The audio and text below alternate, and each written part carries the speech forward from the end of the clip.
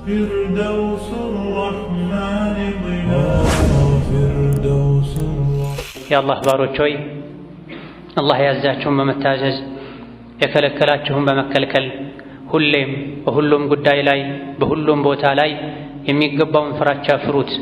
ለአኺራችሁ ስንቅ ያዙ። ከስንቆች ሁሉ በላጭ ስንቅ አላህን መፍራት ነው። አላህን መፍራት መስጂድ ስንገባ ሞትን ስናስታውስ ብቻ ሳይሆን ትዝ ሊለን የሚገባው ሁሌም ለብቻችንም ሆነን ከሰው ጋር በደስታም ጊዜ በችግርም ጊዜ ስናገኝም ስናጣም ስንደሰትም ስንከፋም በሁሉም ሁኔታ ላይ በሁሉም ቦታ ላይ አላህን ተባረከ ወተዓላ ልንፈራ ይገባናል። አላህን ተባረከ ወተዓላ የፈራ ሰው ነው በሁለቱም ዓለም በዱንያም በአኺራ ሰላምን የሚያገኝ ከጀሃነም ድኖ ጀነት የሚገባው በትክክል አላህን የሚፈራ ሰው ነው። አላህን ተባረከ ወተዓላ መፍራት እንጂ ምንም ከጀሃነም እሳት እንደማያድነው ከአኺራ ውርደት እንደማያድነው የሚያውቅን ሰው አይነት ፍራቻ አላህን ልንፈራ ይገባናል። ሁላችንም ፊት ለፊት የጀሃነም ድልድይ ይጠብቀናል፣ ሲራጥ ይጠብቀናል። ከሲራጥ ውድቀት ተርፎ ጀነት መግባት የሚቻለው አላህን በመፍራት ነው። የቅያም ቀን ሁላችሁም በሲራጡ በኩል ያልፋል። አላህን የሚፈሩትን እናሻግራቸዋለን። ثم ننجي الذين اتقوا አላህን ሲፈሩ የነበሩ ወንጀልን ሲጠነቀቁ የነበሩትን በሰላም ሲራጡን ድልድዩን እንዲሻገሩ እናደርጋቸዋለን። ወነደሩ الظالمين فيها جثيا ወንጀል በመስራት አላህን በማመፅ ራሳቸውን የበደሉ ደግሞ ጀሃነም ላይ ይወድቃሉ በማለት አላህ ተባረከ ወተዓላ እሱን የመፍራትን ጥቅም ነግሮናል።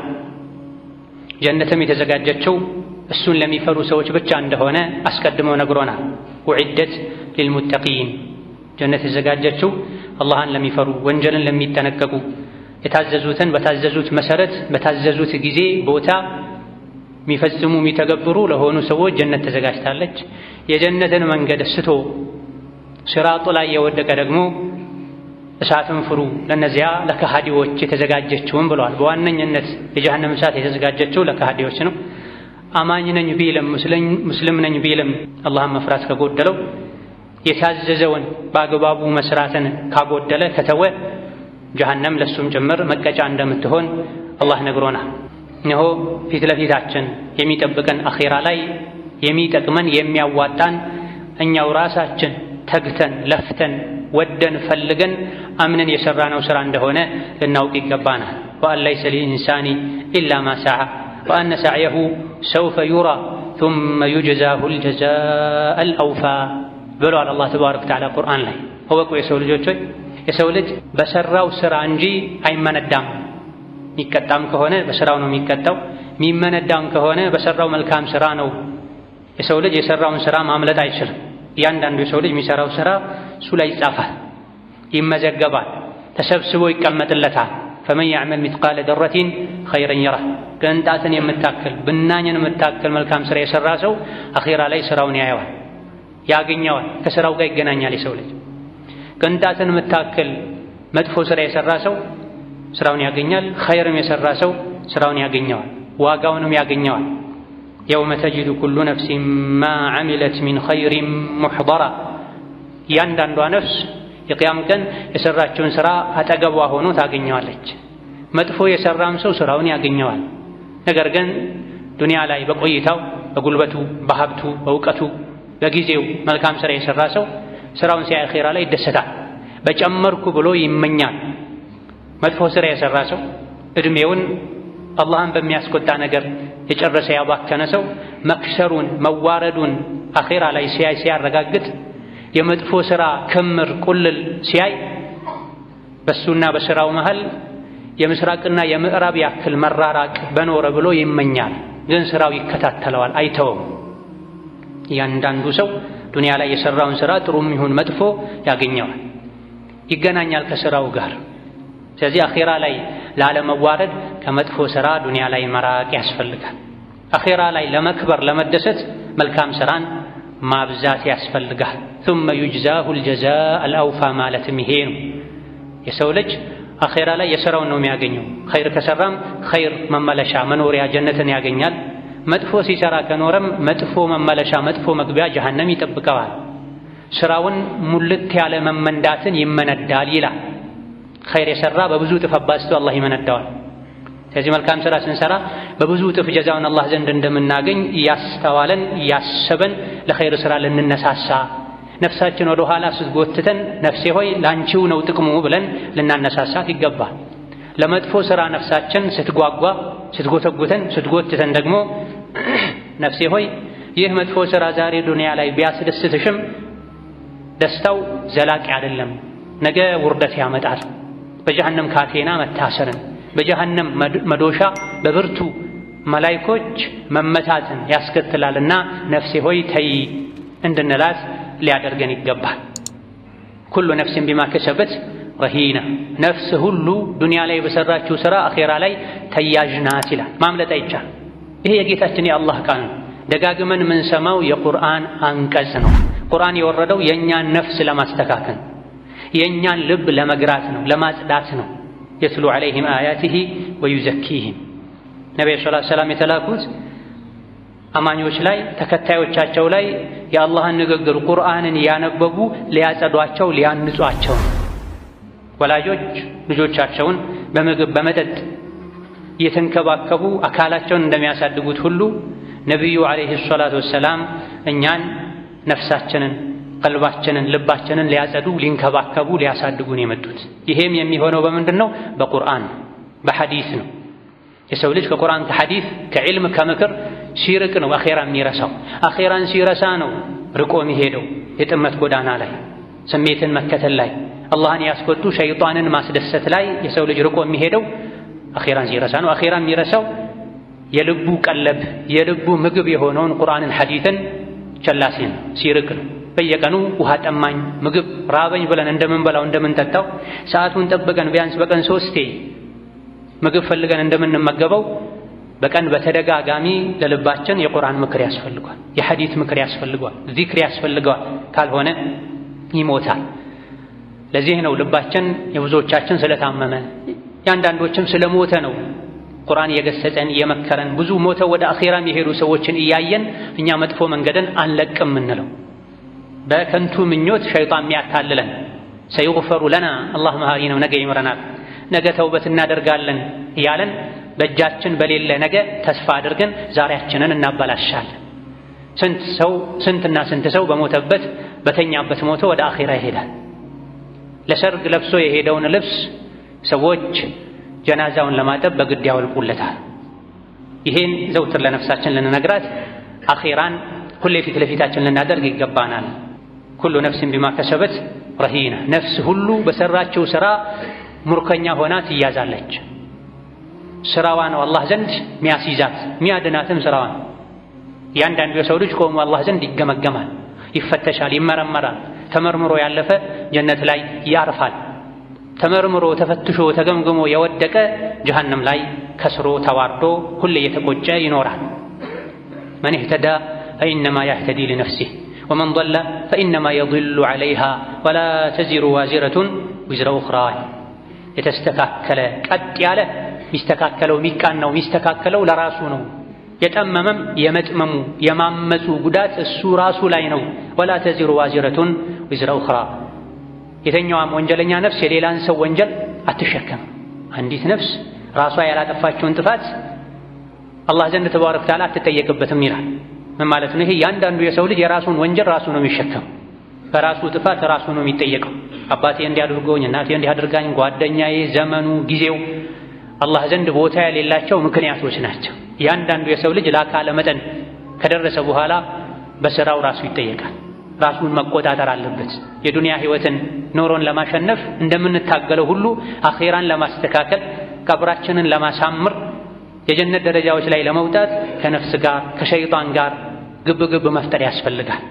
ዱንያን ለማሸነፍ ከሞቀ ብርድ ልብስ ብርድ እንኳ ቢሆን መውጣት፣ ህመም እያለ ወገብ አስሮ ራስ አስሮ ራስን አጽናንቶ ህመምን አረሳስቶ ወጥቶ ስራ መስራት የኔ ግዴታ ነው ብለን እንደምንታገለው ሁሉ ለዱንያ ሙጃሂዶች እንደምንሆነው ሁሉ ለአኼራም ነፍሳችን ልንታገል ይገባናል። የታዘዝነውን ልንፈጽም የተከለከልነውን ልንከለከል ይገባናል። ካልሆነ ግን መንገድን ብንስት እንደፈለገን ብንሆን እንደፈለጉ የመሆን አላህን የማስቆጣቱ ጉዳት እኛን ራሳችንን ነው የሚነካው።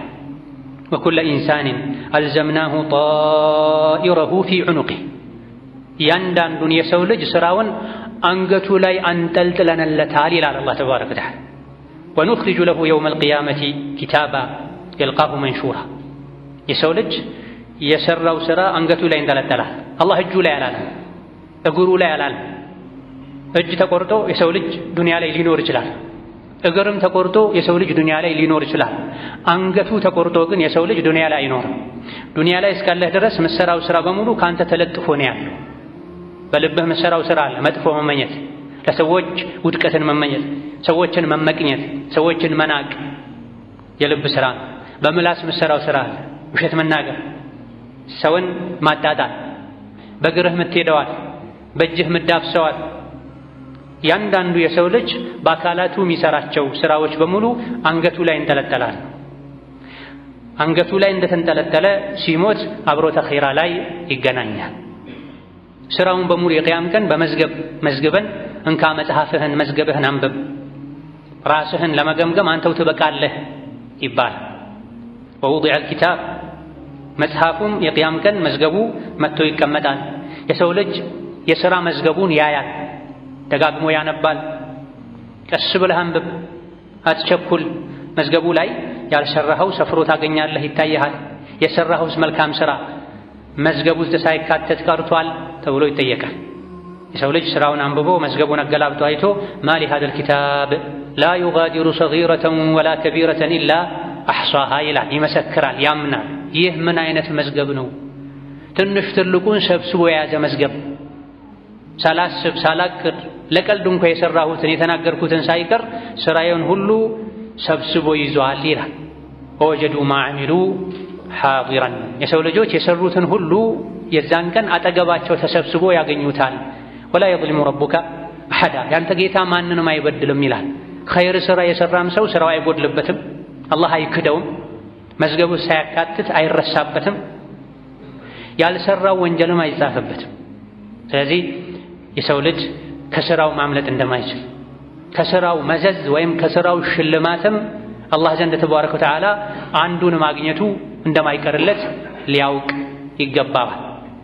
መዝገቡ በሚታይበት ጊዜ ፈተረል ሙጅሪሚና ሙሽፊቂን ሙጅሪሞች ዱንያ ላይ እምቢባዮች እንደፈለጉ የሚሆኑ የነበሩ ሰዎች የሚፈሩ የሚሰጉ ሆነው ታያቸዋለህ ይላል። ዛሬ ዱንያ ላይ ነው እንጂ መፍራት፣ ዛሬ ዱንያ ላይ ነው እንጂ መስጋት የሚጠቅመው አኼራ ላይ መፍራት መስጋት ጊዜው ካለፈ በኋላ የተፈጠረ ስጋት ስለሆነ ምንም አይጠቅም። እዚህ ዱንያ ላይ ግን አላህን የፈራ የሰጋ የተጠነቀቀ ይህ ንግግሬ አላህ ዘንድ ያስጠይቀኝ ይሆን? ይህ ተግባሬ ይህ ስራዬ አላህ ዘንድ ያስወቅሰኝ ይሆን? ወይስ የተፈቀደ ነው መልካም ነው ብሎ ጠንቀቅ ብሎ የሚራመድ እሾህ በተሞላበት መንገድ እንደሚጓዝ ሰው ሆኖ የህይወቱ ጉዞ ላይ አላህን ከማስቆጣት ከሸሪዓ ከመውጣት ተጠንቅቆ የሚኖር ሰው የቂያም ቀን ፍርሃት፣ ስጋት፣ ጭንቀት የሚባል አይነካውም፣ አይገጥመው። መላኢኮች ያረጋጉታል። ገና ጣረሞት ላይ ከደረሰበት ሰከራተል መውት ላይ ከወደቀበት ጊዜ ጀምሮ መላኢኮች አይዞህ ይሉታል። ኢነ ለዚነ ቃሉ ረቡና አላሁ ሱመ እስተቃሙ ተተነዘሉ ዐለይሂሙል መላኢከቱ አላ ተኻፉ ወላ ተሕዘኑ ወአብሽሩ ይሏቸዋል። እነዚያ ዱንያ ላይ በአላህም ነው በሸሪዓም ነው ቀጥ ያሉ ያዝለቀቅ ያላደረጉ ጣረሞት ላይ በሚሆኑበት ጊዜ የአላህ መላኢኮች ወርደው ያረጋጓቸዋል። አትፍሩ፣ አትዘኑ፣ አትተክዙ፣ ትታችኋቸው ለምትሄዱ ቤተሰቦቻችሁም አትጨነቁ፣ ወደፊት ላለው ለእናንተ የአኼራ ህይወትም አትስጉ፣ እኛ የእናንተ ወዳጆች ነን ይሏቸዋል መላኢኮች። በጀነትም ያበስሯቸዋል። ይሄ የሚገኘው በዱንያ ህይወት ላይ አላህን በመፍራት ጠንቀቅ በማለት ነው። የተፈቀደውን በማድረግ የተከለከለውን በመተው። የተከለከሉት ጥቂት ነገሮች ናቸው፣ የተፈቀዱት ብዙ ናቸው። ነገር ግን ሸይጣን ገልብጦ ያሳየናል። ብዙ ነገር ተከልክለሃል፣ ስንቱን ተከልክለህ ትችለዋለህ እያለ ሐላሉን አጥብቦብን ወደ ሐራም ይወስደናል። ሸይጣን ጠላታችን እንደሆነ በማወቅ አላህ የፈቀደልኝ ይበቃኛል፣ አላህ በፈቀደው እብቃቃለሁ፣ አላህ ለባሮቹ ከእናት በላይ እናት ለልጇ ከምታዝነው በላይ አዛኝ ነው፣ ለእኔም ይጎዳኝን እንጂ አልከለከለኝም። ስለዚህ አላህ የከለከለኝን ሁሉ እከለከላለሁ፣ የፈቀደልኝን አደርጋለሁ፣ እስከ መቼ ለምኖርባት ዱንያ ብዬ ነው አላህን ማስቆጣው ልንል ይገባናል። ይህ ካልሆነ ነፍስያ አሸንፋን፣ ሸይጣን አታሎን፣ ጓደኛ ሸንግሎን መጥፎ ስራ የሰራን እንደሆነ ከአላህ መንገድ የወጣን እንደሆነ አኼራ ላይ የምንጎዳው ራሳችንን ማምለጥ ከማይቻልበት ኬላ ስፍራ መያዛችን አይቀርም። ወኡኺዙ ፈላ ፈውተ አኼራ ላይ የሰው ልጆች እያንዳንዳቸው ይያዛሉ። ከተያዙ በኋላ ደግሞ ማምለጥ የለም። ዱንያ ላይ ወንጀል ሰርቶ እንኳ ሰው ሊያመልጥ ይችላል። ማስረጃ ሊያሸሽ ሊያስጠፋ ይችላል። ዋሽቶ ቦከፍሎ ሊያመልጥ ይችላል። አኼራ ላይ ግን ከተያዙ በኋላ ማምለጥ የለም። በመለከል መውት ከመያዝ በፊት ቀብር ከመግባት በፊት መንገዳችንን ጉዟችንን ልናስተካክል ይገባናል። ያኔ የቂያም ቀን አባት አይጠቅም፣ እናት አትጠቅም፣ ዘመድ አይጠቅም፣ ስልጣን አይጠቅም። የውመ የፊሩ አልመርኡ ሚን አኺህ ወኡሚህ ወአቢህ ወሷሒበቲህ ወበኒህ ሊኩሊ እምሪኢን ሚንሁም የውመኢዝን ሸእኑን ዩግኒህ ነው። የቂያም ቀን ገንዘብህ አይጠቅምህም፣ ስልጣንህ አይጠቅምህም። ንጹህ ልብና መልካም ሥራ ነው የሚጠቅምህ። በዛ ቀን የሰው ልጆች እርስ በርስ አንዱ ከሌላኛው ይሸሻል። አባት ከልጁ ይሸሻል፣ ባል ከሚስቱ ይሸሻል፣ ሚስትም ከባሏ ትሸሻለች፣ ወንድም ከወንድም ከእህት ይሸሻል፣ ዘመድ ከዘመዱ ይሸሻል። ሁሉም በራሱ ጉዳይ ይጠመዳል ተብሏል። ዱንያ ላይ ወንድም ወንድሙን ትቶ አይሸሽም ፈሪ ካልሆነ በስተቀር፣ በትክክል ወንድሙ ካልሆነ በስተቀር። ወንድም ወንድሙን ላደጋ አጋልጦ አይሸሽም። ወንድሜ ላይ የመጣውን አብሬ እጋፈጣለሁ ይላል። እናት ደግሞ ከወንድምም ትብሳለች፣ ልጇን ጥላ አትሸሽም የዱንያ አደጋ ምንም ቢሆን። አኼራ ላይ ግን እናት እንኳን እንደምሸሽ አላህ ነግሮናል።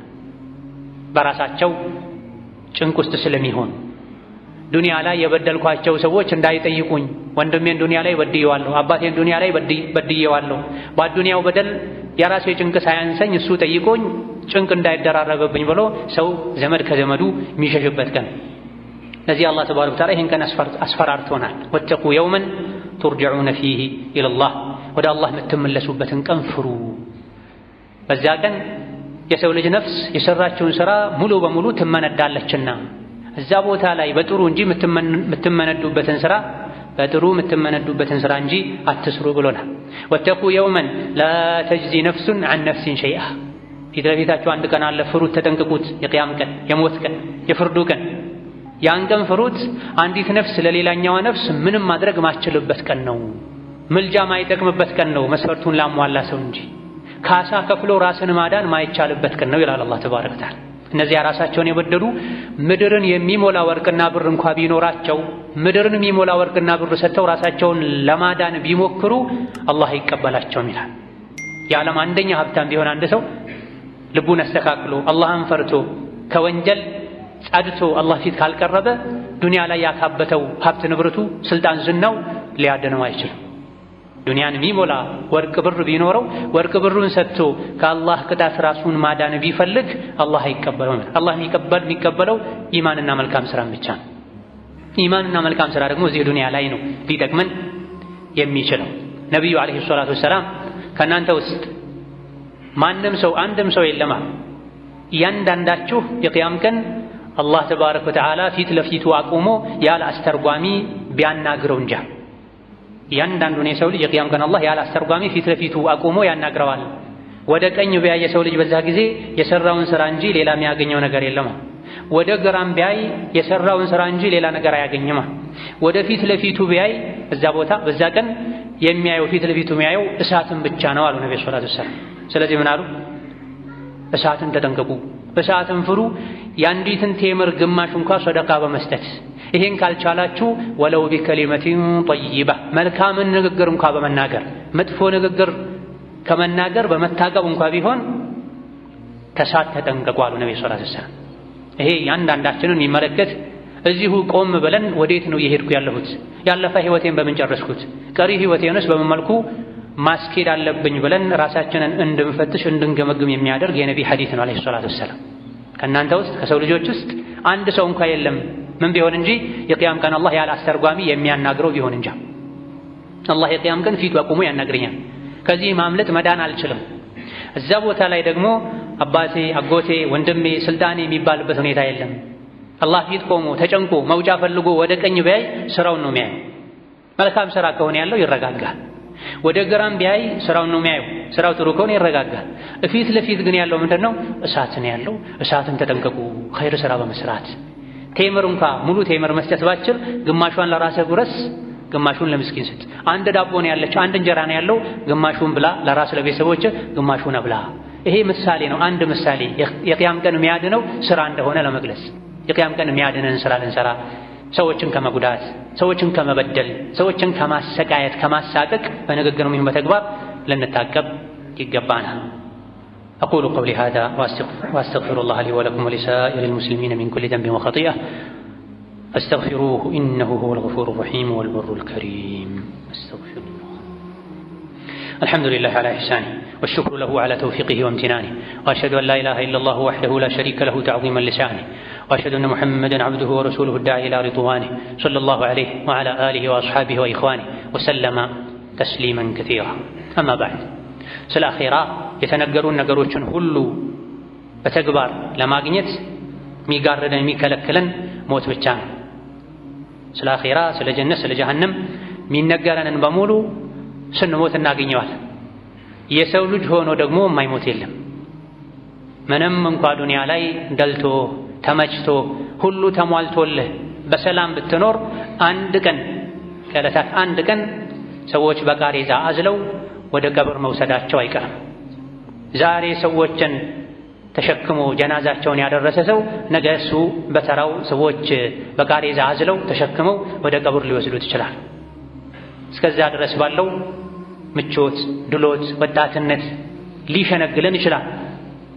የሰው ልጅ ምንም ዱንያ ላይ ቢኖር ከነቢዩ ዓለይሂ ሰላቱ ወሰላም የበለጠ መኖሩ ለማንም አይጠቅምም። ነቢያት እንኳ መኖራቸው አስፈላጊ ከመሆኑ ጋር ሞተዋል። የሀብት መብዛት፣ የስልጣን ማደግ ከሞት አይከራከርም። አንድ ቀን ስንሞት ቀደም ተብሎ ዱንያ ላይ ያለን ሲነገረን የነበረው በሙሉ እውነት መሆኑን እናረጋግጣለን። መች ነው የምንሞተው? ማናችንም አናውቅም። መች እንደሚመጣ ለማናውቀው ሞት ደግሞ ሁሌ ዝግጁ ሆነን ልንጠብቀው ይገባል። ቁል ኢነል መውተ አለዚ ተፊሩነ ሚንሁ ፈኢነሁ ሙላቂኩም በላቸው፣ ለሰዎች ንገራቸው፣ ያ የምትፈሩት ከሱ የምሸሹ የሆነው ሞት ያገኛችኋል። ድርብርብ አጥር ውስጥ ብትሆን፣ የታነጸ ህንፃ ውስጥ ብትሆን፣ ጥልቅ ጉድጓድ ውስጥ ብትሆን፣ ረጅም ዛፍ ላይ ተራራ ላይ ብትሆን ሞትን ማምለጥ አትችልም። ከሞት መሸሽ አይቻልም። ያ የምትሸሹት፣ የምትፈሩት፣ የምትጠነቀቁት ሞት ያገኛችኋል፣ ፈልጎ ያገኛችኋል። ከሞት በኋላስ ምንድን ነው ያለው? ثم تردون إلى عالم الغيب والشهادة ከሞት በኋላ ግልጹንም ምስጢር ድብቁንም የሚያውቅ ወደ ሆነው አላህ ትመለሳላችሁ። ስለ እያንዳንዱ ስራችሁ አላህ ይነግራችኋል፣ በስራችሁ መሰረትም ይመነዳችኋል ተብሏል። ሞት አለ። ሞት ወደ አላህ ይመልሰናል። ወደ አላህ ስንመለስ ከስራችን ጋር እንገናኛለን። ከስራችን ጋር ስንገናኝ ደግሞ የስራችንን ዋጋ እናገኛለን። ኸይር ስንሰራ ከኖረን ያማረ መልካም መመለሻ እናገኛለን። ሸር ስንሰራ፣ ወንጀል ስንሰራ፣ ስንቀላቅል፣ ስናበላሽ ከኖረን ደግሞ የተበላሸ የአኺራ ህይወት ይጠብቀናል። የሰው ልጅ ሲሞት ስራ ሁሉ ይቆማል ብለው ነብዩ ሰለላሁ ዐለይሂ ወሰለም ነግረውናል። የማይቆሙ ጥቂት ስራዎች አሉ፣ እኛ ሞተንም ይቀጥሉ። ሰደቃ ጃሪያ፣ ወቅፍ፣ ማይቋረጥ መልካም ስራ መስራት፣ መስጂድ መስራት፣ መድረሳ መስራት፣ በቋሚነት ለሰዎች የሚያገለግልን መልካም ስራ ዱንያ ላይ ተክሎ መሄድ፣ ዘርቶ መሄድ ብንሞትም ስራችን እንዲቀጥል ያደርጋል። ሷሊህ የሆኑ ደግ የሆኑ አላህ የሚፈሩ መልካም ስራ በብዛት የሚሰሩ ልጆችን ወልዶ መሄድ እንደዚሁ ብንሞትም አጅራችን እንዳይቋረጥ ያደርጋል። ዒልምን የሸሪዓ እውቀትን አስፋፍቶ አሰራጭቶ ለቀጣይ ትውልድ አስረክቦ መሄድም እንደዚሁ እንደዚህ አይነት ነገሮች ላይ አስተዋጽኦ ማድረግም ብንሞትም መልካም ስራችን እንዲቀጥል ያደርጋል። ባለችን አጭር ዕድሜ ኸይር ስራ ለመስራት ልንሽቀዳደም ይገባናል። ከሞተን በኋላ የሚቀጥል ኸይር ስራ እንዲኖረን ልንለፋ ልንደክም ይገባናል። ነገ ጥለናት የምንሄድን ዱንያን ያሳመረን የማይቀረውን አኺራችንን ባዶ ልናደርግ አይገባም። መምጣቱ አይቀሬ ለሆነው አኺራ ከልባችን ልንሰራ ይገባል። ልጅነት፣ ወጣትነት፣ ጤንነት ሊሸነግለን አይገባም። ሁሉም ጊዜያዊ ነገሮች ናቸው፣ አላህ ዘንድ የሚያስጠይቁ ናቸው።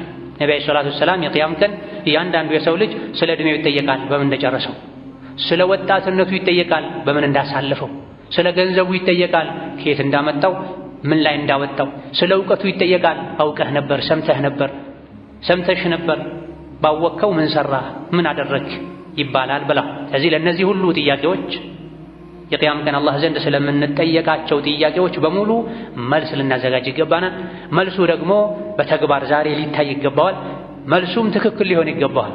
ዱንያ ላይ መርማሪን ልንሸውድ እንችላለን፣ ልናታለል እንችላለን። አላህ አይታለልም፣ መላኢኮች አይታለሉም። ሚያድነን በትክክል እዚህ ዱንያ ላይ የኖርነው የተግባር መልስ ነው።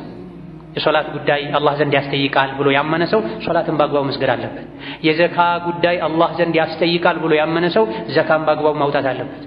አይን፣ ምላስ፣ ልብ፣ እጅ፣ እግር አላህ ዘንድ ያስጠይቃል ወይም ያዋርዳል ወይም ያስከብራል ብሎ ያመነ ሰው የሰውነት አካላቱን ከወንጀል ማራቅ እንዲታቀቡ ማድረግ ይጠበቅበታል።